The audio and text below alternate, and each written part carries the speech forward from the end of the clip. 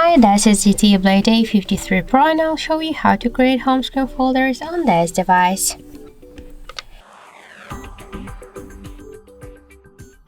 So hold for a while the application and drag this to another one, and by this way we just successfully created the new home screen folder. By the same way you could add here more applications, but if you want to add a couple of apps in one time, just open the folder, tap to this plus icon and select the applications which you want to add. Then just tap to OK to save the changes. To rename the folder, just tap once on the name and enter the new one.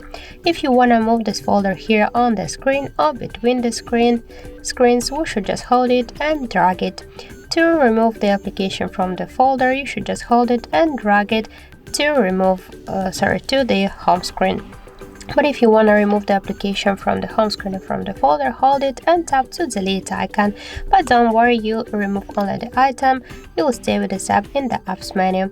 And also you could remove a couple of apps in one click. Just tap to this plus icon and unselect the applications. So that's it. Thank you for watching, and if you like this video, leave thumbs up and subscribe.